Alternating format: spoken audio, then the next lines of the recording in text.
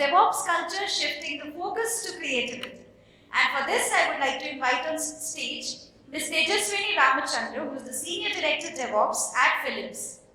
Giving a brief introduction, Thejaswini is a technology and management executive with extensive experience working with large enterprise organizations in the areas of cloud, software development, fintech, and healthcare.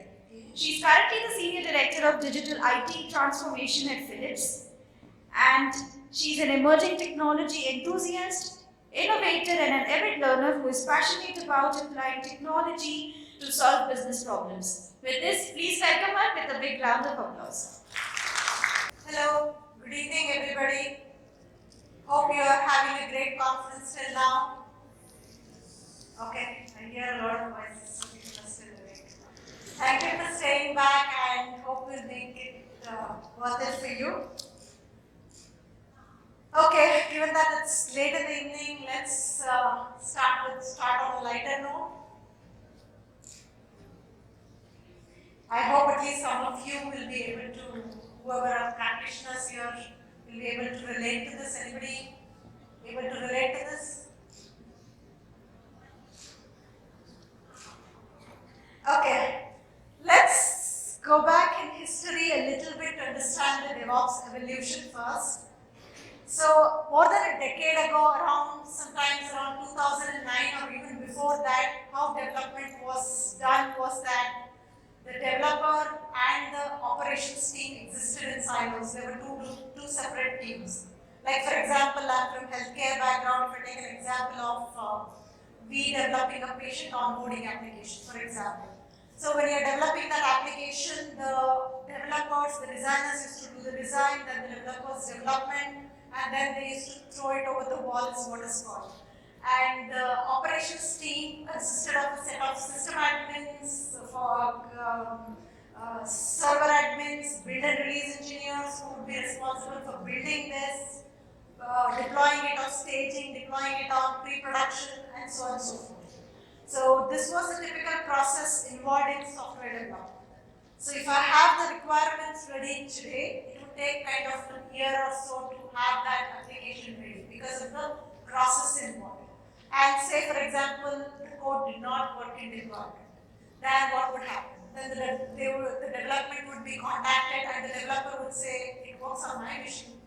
So the blame game started. So say the development was successful and the deployment was successful and it went to the customer and the client found the issue. Then again it has to go through this process. So each and every release used to take months, years together to happen, and even a bug fix used to take months to happen. So this kind of frustration, each of these teams had their own leadership, had their own objectives, had their own way of doing things, and they existed in silos. So this way of working is what resulted in DevOps. Because of this, there was a large discontent, and that's why it resulted in the DevOps practice. So what we see today is mostly this. So there is cross-functional teams where you have everything in one team. Say, for example, if I reuse the same example, right? The patient onboarding system. So the designer, the developer, the set of operations, all of these are self-contained in the cross-functional team. And this team is responsible for delivering that application to the end user. So with this practice in place, so things worked out a little better.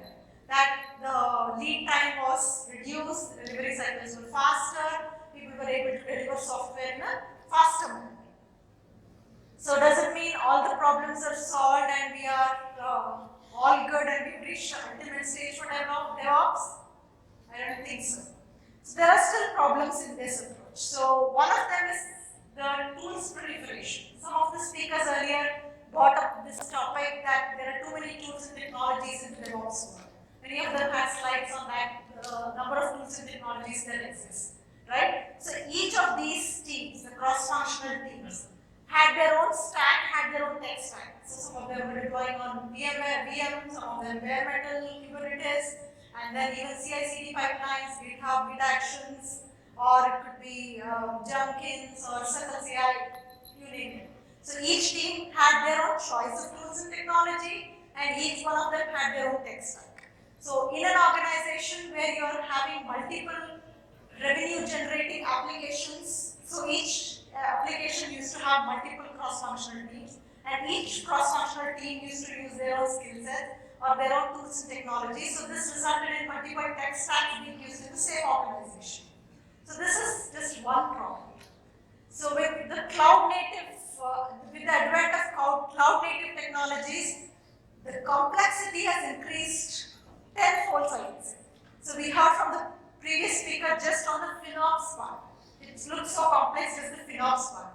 We heard from the HDFC speaker on the security aspects, the Kubernetes security aspects. So the complexity and the cognitive load on the team is immense these days because of these technologies. Right? You need to know Kubernetes administration, you need to know Kubernetes application deployment, you need to know Kubernetes security, you need to know service-to-service communication, sidecars.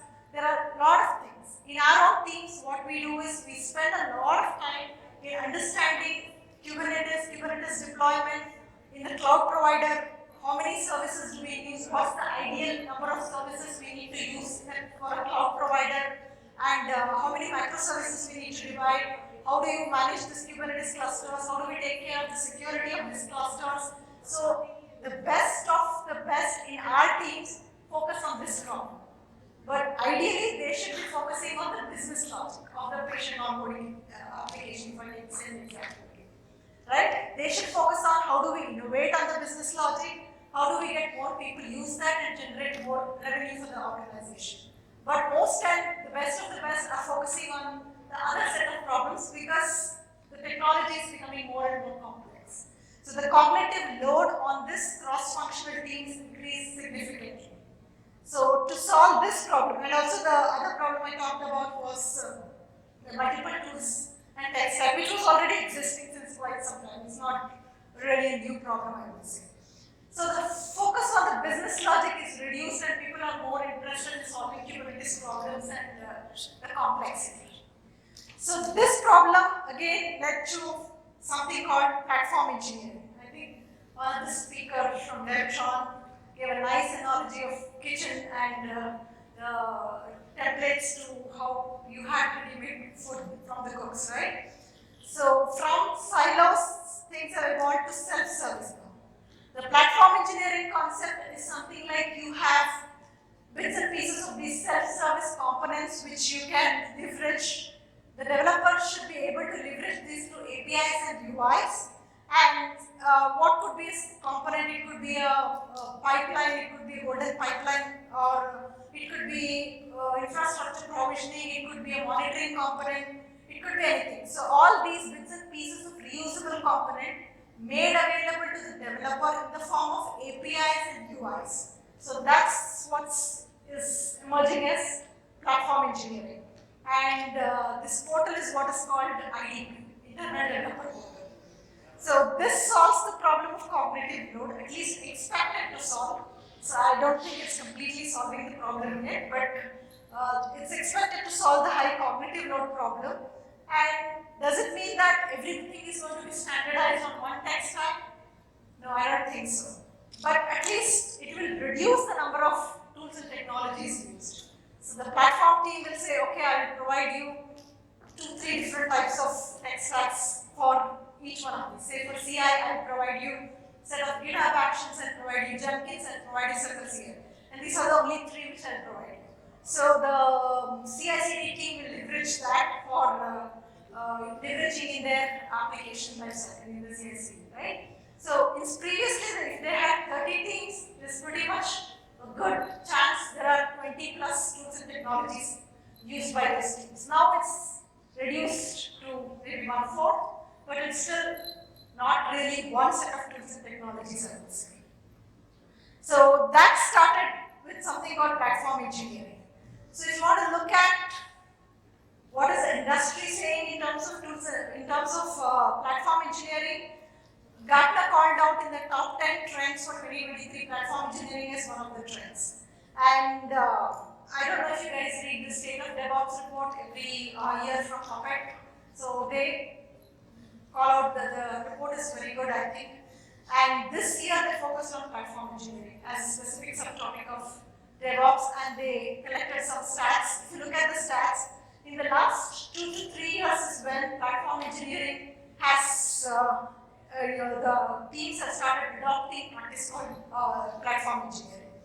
And there is no specific way of like saying that there should be only one platform team for the entire organization, or there should be a bunch of platform teams for each business logic application, right?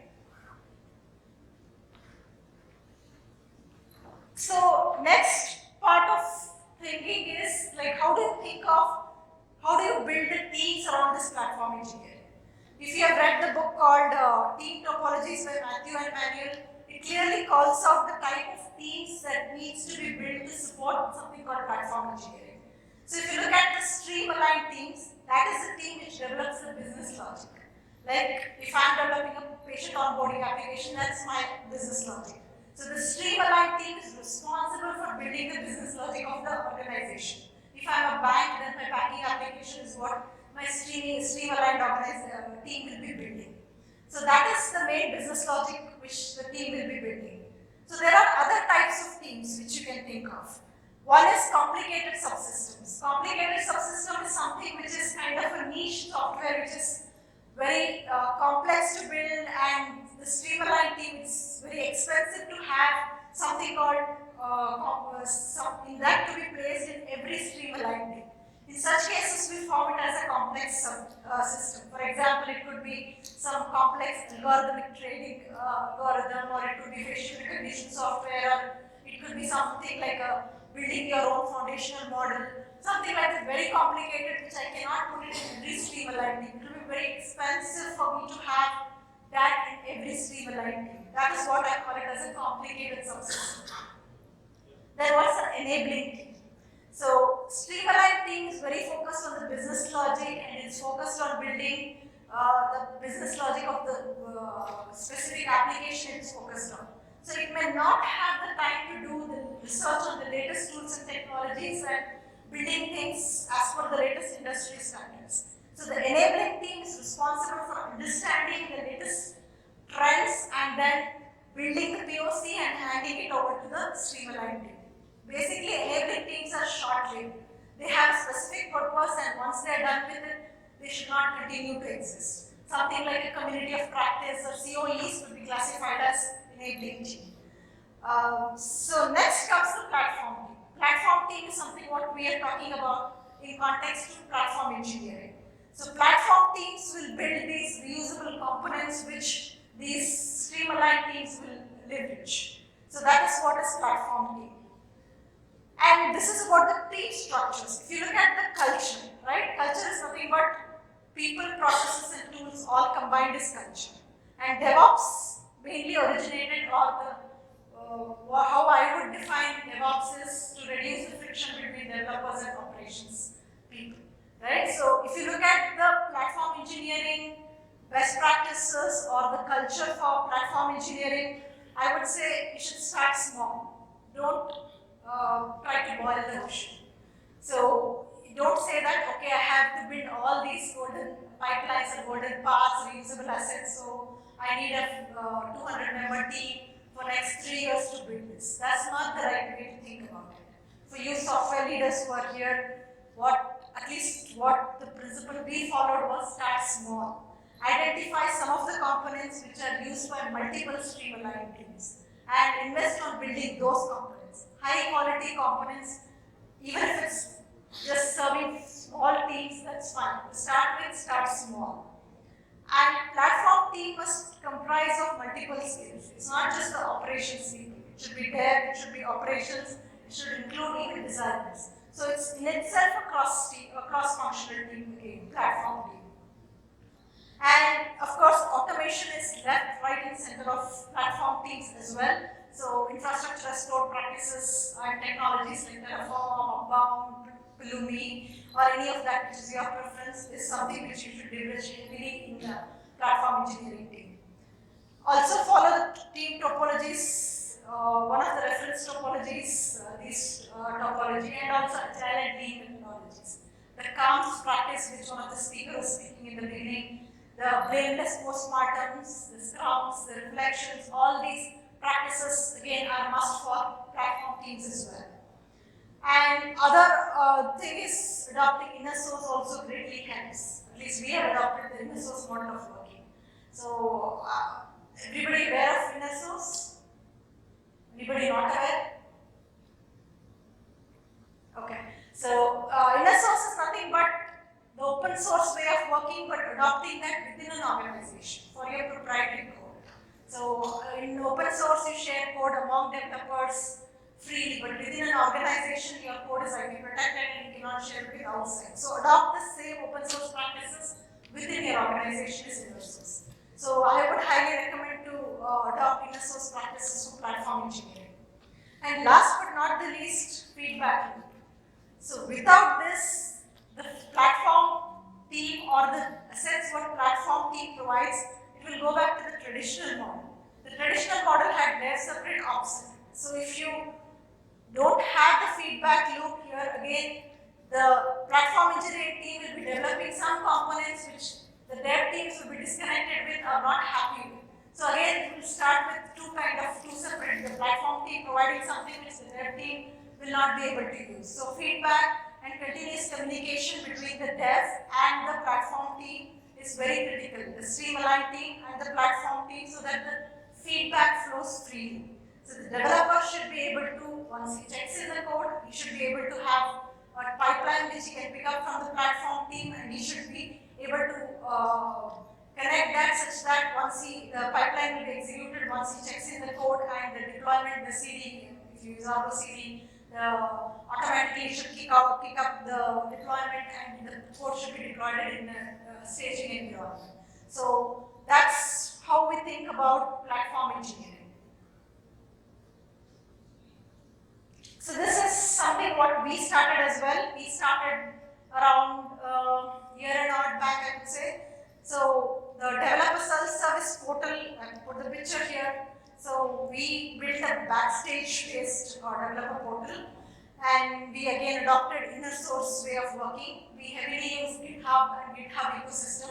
So we have a lot of Git actions and Git runners available in our developer portal for developers to use, and we have like a constant feedback, constant metrics on who's using this, what's the feedback for each of these components, how many developers are using this, and we have constant feedback flowing so that we understand that what we are providing is up to the mark for the development.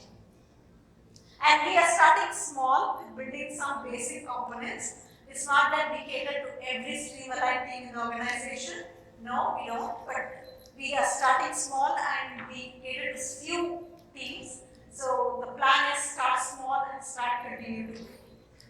So the challenges what we faced in our transformation journey is, again, legacy code bases where we have monolithic software which is running for years, and it's very difficult to change this overnight. So we are doing this transformation bit by bit for some bits and pieces, but we are not there yet where we can say that all the legacy code is transformed and now everything is in GitHub with using the platform engineering components. We still have some legacy tools even in terms of 𝐃𝐞𝐯𝐻𝐿 and RDC used in the organization. And we are trying to follow the team topologies. Again, still starting small, not there yet to say a complete transformation is done. And we do provide some different tools and technologies because different teams have different preferences, although not hundreds, maybe a couple of different technology stacks is what we provide. And regulated industry compliance is again one thing which slows us down because healthcare is heavily regulated and we need to have the compliance controls in place for everything what we do. So this has been our journey to start small and make progress on that aspect. So what does this mean? Does this mean that DevOps way of working is dead or DevOps engineer role no longer exists? So what's your take on this? At least my take is that, first of all, platform engineering does not solve all the problems. There could be, like if it's not implemented properly, we could go back to the original silos of developers and operations separate. And if you are using cloud heavily and if you are only using cloud, then cloud already provides some of these capabilities like platform engineering. I think Amita was talking about the developer portal what Red Hat provides. Some of the cloud providers themselves provide these platform engineering and developer portal components. So if you are developing exclusively on one cloud provider or only on cloud, these benefits come to you out of the shelf. So you will not need to make effort on using Backstage to build a separate developer portal. So that's one aspect to consider if you are heavily on cloud. And the other aspect is to make sure that it's implemented correctly and it does not result in, again, silos between the dev and the ops. That's another aspect to consider. And then it could become like how many platform engineering teams are ideal? Should I have one per my organization? Should I have one per stream-aligned team? So how many should be there in the organization? So there is no definite answer for that. It depends on how big or how complex is your offering and how much big, how many teams do you need? How many stream-aligned teams do you have? So how many teams can the platform team cater to? So all these questions are yet unanswered, but there are certain best practices, and again, as and we go in the next few years, new problems will arise and new solutions will come up. But for now, the recommendation is to have as less number of platform team and not one per stream. I have put some references of some of the books I liked in this space, along with the Gartner Magic Quadrant and the State of DevOps report. Please feel free to refer if you like those. So that's pretty much I had. If you have any questions, I'll be happy to answer. Great. Thank you so much, ma'am, for your session.